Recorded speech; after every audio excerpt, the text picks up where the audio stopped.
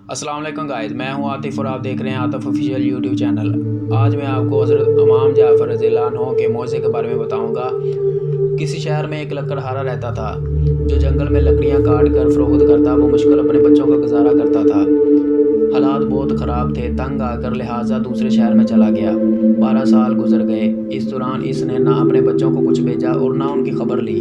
तंग आकर इसकी बीवी ने किसी वज़ीर के महल में नौकरी इख्तियार कर ली। इसकी बीवी ने एक दिन ख्वाब में देखा कि हज़रत इमाम जाफ़र रज़ियल्लाहु अन्हु इसकी ख्वाब में आए हैं और उन्होंने इससे पूछा आज क्या तारीख़ है और कौन सा महीना है। लकड़हारी ने कहा 22 रजब, और आपने कहा आज के दिन पूरियाँ पका कर कुंडों में रख कर सुबह नमाज के बाद अगर मेरे नाम के न्याज करोगी तो तुम्हारी हर हाजत पूरी होगी। लकड़हारी ने ऐसा ही किया। इधर ये नज़र न्याज कर रही थी, वहाँ लकड़हारा की कुल्हाड़ी ज़मीन पर फंस गई। फिर मालूम हुआ ज़मीन में बहुत बड़ा ख़जाना दफन है। फिर वो थोड़ा थोड़ा करके ख़जाना अपने शहर ले आया। आकर अपने लिए आलीशान घर उसने बनवाया। एक रोज़ वज़ीर आज़म की बीवी महल की छत पर खड़ी हुई तो उसने ये आलीशान घर देखा और अपनी कनीज़ से पूछने लगी कि ये घर किसका है। तो कनीज़ ने बताया कि ये घर जो आपके घर में लकड़हारे की बीवी जो मुलाजमा थी, ये घर उसका है। ये सुनकर वज़ीर आज़म की बीवी ने उन दोनों को अपने घर पे बुलाया, हालात दरियाफ्त किए।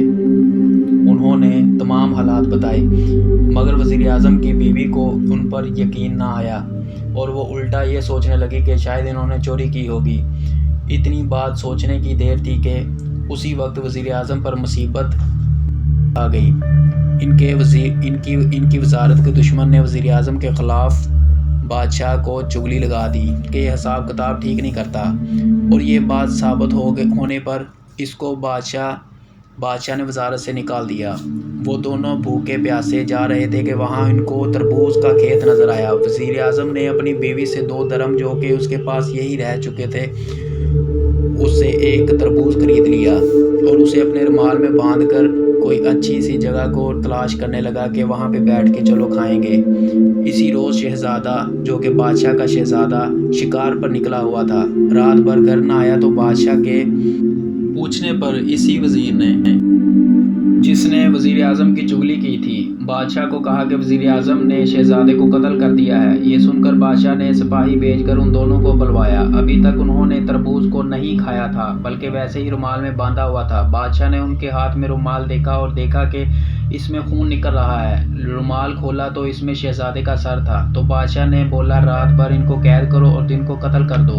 वज़ीर आज़म ने अपनी बीवी से मौजूदा हालात का अफसोस किया और कहा कि पता नहीं हम पर इतनी अचानक कैसे मुसीबतें आ गई हैं। तो बीवी ने कहा कि लकड़हारे वाली बात, नज़र न्याज वाली बात को मुझे झुठलाना नहीं चाहिए था। तो वज़ीर आज़म ने कहा यही वजह है हम आज मुसीबत में हैं। चनाचा रात भर उन्होंने इस गुस्ताखी की माफ़ी मांगी और नज़र न्याज की नीयत भी की और इनकी माफ़ी कबूल हो गई। सुबह बादशाह का शहज़ादा घर वापस आ गया।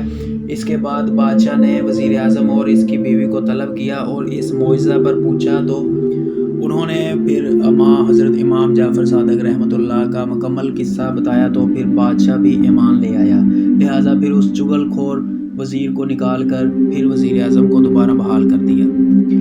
3 दफ़ा सूरतुल हमद, 3 दफ़ा सूरतुल इखलास और 3 दफ़ा दुरूद शरीफ पढ़कर सुबह फजर की नमाज के बाद इस न्याज को करने पर हमारी हाजतें पूरी हो जाती हैं।